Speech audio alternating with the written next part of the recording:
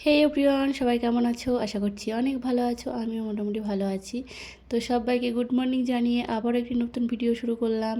তো এখন সকাল 10টা 11টা মতো বাজে। তো এখন দুপুরবেলা তো গাছগুলো রোদে শুকিয়ে যাচ্ছে, প্রচণ্ড রোদের তাপ পড়ছে। তো দুবার করে জল দিতে হয়, রাত্রিতে একবার, সকালে একবার। তো সকালে তো আমার দেওয়া হয়নি, বেলা হয়ে গেল দিতে। তো দুপুরের দিকে দিলে কি আরও জল মানে গাছগুলো শুকিয়ে যায়, তো দিতে চায় না। তো গাছগুলো শুকিয়ে যাচ্ছে বলে একটু দিলাম, তাও কেননা এতটা রোদের তাপ পড়ছে, এই সময় যদি জল দিই গাছগুলো আরও খারাপ হয়ে যাবে। কিন্তু একদম শুকিয়ে গিয়েছে, তাই জন্য দিলাম একটু, তাও ঠিক হলো এখন। তো গাছগুলোকে কি করব সেটাই ভাবছি, তো এখানে কাউকে দিয়ে দিতে হবে। তো সকালের কাজ মোটামুটি আমি সেরে নিয়েছি সব কিছুই। সকালে তো কাজ তেমন কিছু থাকে না, যা একটু থাকে ঘরটার ঝাড় দেওয়া, মোছা, ওই উঠোনটা একটু ঝাড় দেওয়া, তো সেগুলো মোটামুটি প্রায় হয়েই গিয়েছে। তো এখন আমি রান্নাটা রান্নাটাও প্রায় অর্ধেক হয়ে গেছে।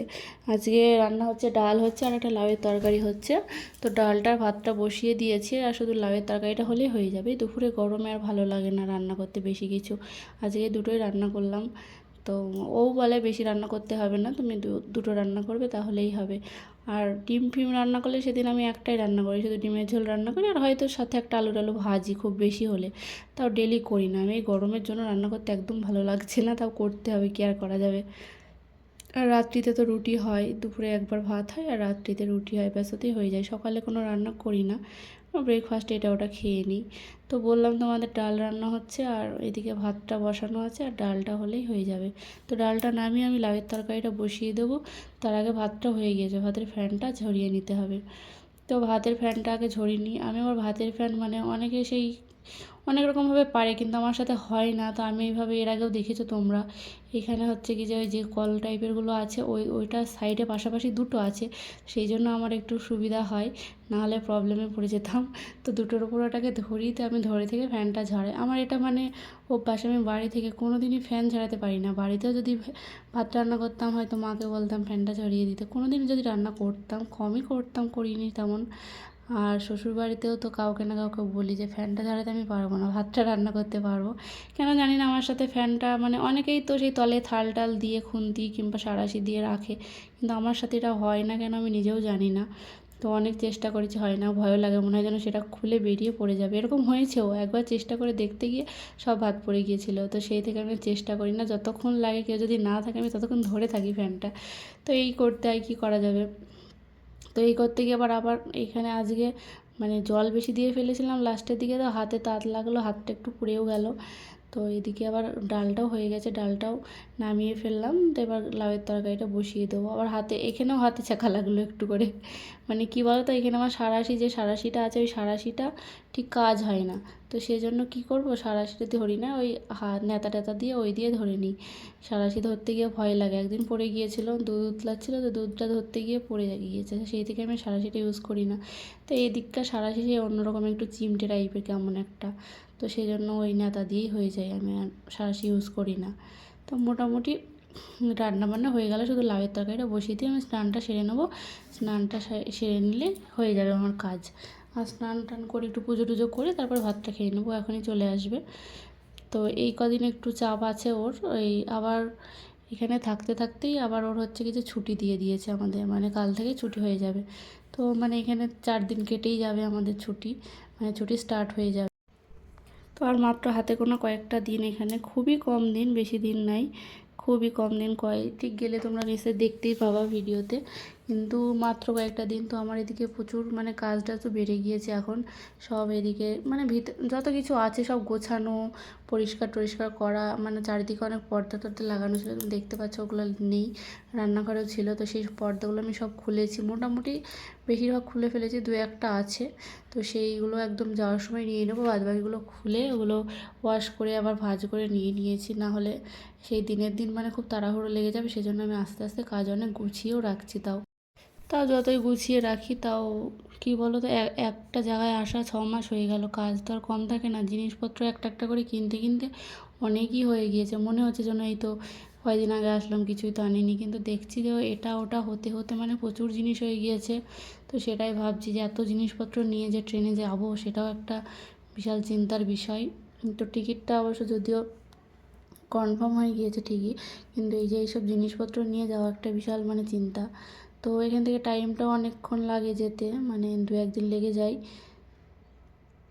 তো কী করা যাবে, এইভাবে নিয়ে যেতে হবে, তো কিছু তো করার নেই। এখান থেকে যেভাবে নিয়ে এসেছি তো তার থেকে এখন জিনিস যেন বেশি হয়ে গিয়েছে। তো তারপরে দুপুরে খাওয়া দাওয়া সেরে নিয়ে আমি স্নান টান সব সেরে, তো দুপুরবেলায় আম ছিল, কালকে আম কিনে এনেছিলাম, সেই আমটা কাটছি। তো আমগুলো, এদিককার আমগুলো মানে এখন খুব মিষ্টি লাগে। এর আগের দিন তো বলছিলাম তোমাদেরকে। তো আমাদের ওদিকেও আম এখন ভালোই হয়ে গিয়েছে প্রায়, কিন্তু এদিকে তো আম গাছ তো আমি একটাও দেখতে পাই না, কিন্তু মনে হয় বাইরে থেকেই আসে হয়তো।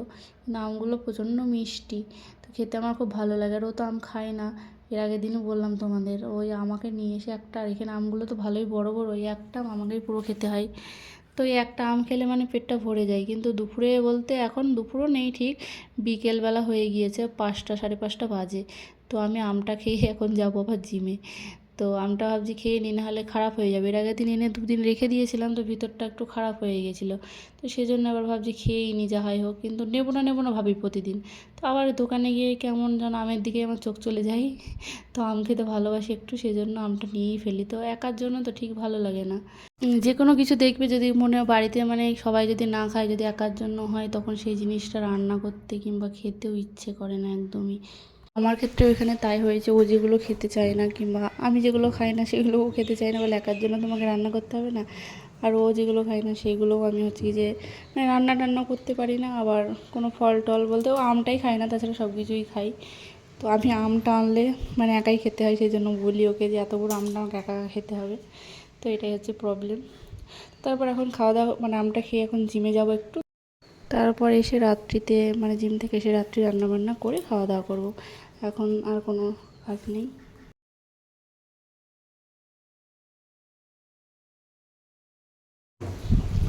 তো তারপর রাত্রিতে এসে খাওয়া দাওয়া করে দুজনে একটু হাঁটতে বেরিয়েছি। তো ওই ছানা পোনাগুলো সব চলে এসেছে। আমরা যে প্রতিদিন এদের সঙ্গে মানে আসি, ওর জন্য মাঝে মধ্যে খাবার আনা হয়। এটা এগুলো অনেক দূরে, আমার ঘরের কাছে যেগুলো সেগুলো তো আছেই, এগুলো একটু দূরের, এদের জন্য মাঝে মধ্যে খাবার আনা হয়। তো এগুলো হচ্ছে কি যে আমরা আসলেই চলে আসে কতগুলো দেখো। তো ও তো এগুলো বাচ্চাগুলোকে খুব ভালোবাসে, ও আসলেই মানে সেই দৌড়োতে দৌড়োতে চলে আসবো ওকে যদি একবার দেখে। তো এগুলোকেও খুবই ভালোবাসে, মানে কুকুর বলো যে কোনো বাচ্চা টাচ্চা বলো, এসব পশু পাখি প্রচণ্ড ভালোবাসে। তো ওদেরকে খাবার টাবার দিতে, আর আমার ঘরের কাছে যারা আছে তারা তো প্রতিদিনই মানে মোটামুটি পায়, 1-8 দিন বাদ দেওয়া হয়তো। তো মোটামুটি ঘরের কাছে যারা থাকে তারা প্রতিদিনই মানে ও যখন আসা যাওয়া করে তখনই ওরা চলে আসে, তখনই ওদেরকে খাবার দেওয়া হয়। কিন্তু এগুলো অনেকটা দূরে, এখানে হাঁটতে আসি। তো এগুলোও মানে ও এখন চিনে গিয়েছে, এগুলোও চলে আসে। তো এগুলোর সঙ্গে আর দেখা হবে না, খুব কম সময় থাকবো, এদের সঙ্গেও আর দেখা হবে না। এদেরকেও অনেকটা মিস করবো। এরা সত্যি, পশুরা সত্যি সবসময় ভালোই হয়। তো পশুদেরকে যদি তুমি ভালোবাসো দেখবে ওরা মানে কখনো বেইমানি করে না, মানুষ যেমন করে, কিন্তু পশুরা একটু ভালোবাসা দিলে ওরা তার 4 গুণ ফিরিয়ে দেয়। কিন্তু হচ্ছে কি যে ওরা কখনো মানে কোনো মানুষের সঙ্গে বেইমানি করে না, তারা একটু যদি ভালোবাসা পায়। তো সেজন্য আমার মতে মানুষের থেকে পশুদের ভালোবাসাটাই শ্রেয় আমার মতে। তো এদেরকে অনেকটাই মিস করব সত্যি কথা। তো আমি মানে আমরা হাঁটতে এসেছিলাম, তো চলে যাচ্ছি, সেজন্য আমি একটু টাটা দিয়ে দিলাম।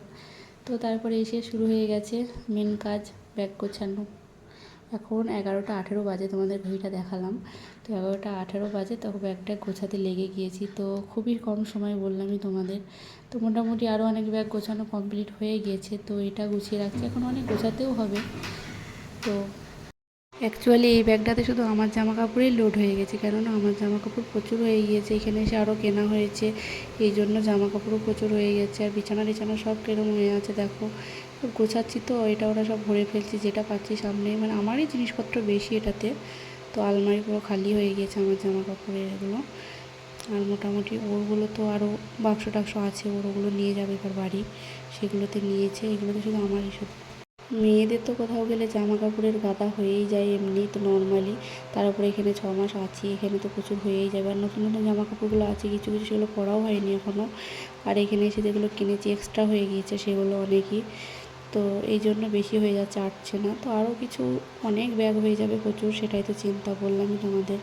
তো দেখা যাক কী করা যায়। তো ভাবছি এর ওপর দিয়ে কম্বলটাও নিয়ে নেবো। আর এই যে কুলারটা দেখতে পাচ্ছ, কুলারটা নিয়ে এসেছি আমরা, মানে আপাতত নিয়ে এসেছি মানে ইউনিট থেকে।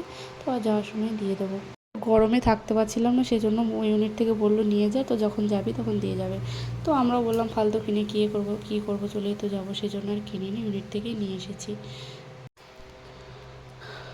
তো এই একটা ব্যাগ মোটামুটি গোছানো হলো। এবার বাদবাকিগুলো মানে কদিন তো টাইম আছে হাতে, মানে যখন যেটা পাচ্ছি সেটা গুছিয়ে রাখার চেষ্টা করছি। এদিকে সব এলোমেলো হয়ে আছে, দেখতেই পাচ্ছ। এখনও ঠিক গোছাচ্ছি না টেবিল কদিনকার জন্য, তো এগুলো সব ভরে নেবো, সেই জন্য ভাবছি আর গোছাবো না, তো যা আছে হয়ে থাক। তো এই জন্য আর গোছানো হচ্ছে না কিছু। তো আজকের ভিডিওটা এখানেই শেষ করছি। এখন প্রায় রাত 11টা 12টা বেজে গিয়েছে, তো আর ভিডিওটা বাড়াবো না। দেখতেই পাচ্ছ 11টা 18 বাজে। আমাদের শুতে শুতে প্রায় 12টা বেজেই যাবে, 12টা 12:30 বেজে যাবে এখনও গুছিয়ে গেছে। তো চলো, সবাই ভালো থেকো, সুস্থ থেকো, দেখা হবে পরের ভিডিওতে। সবাইকে গুড নাইট।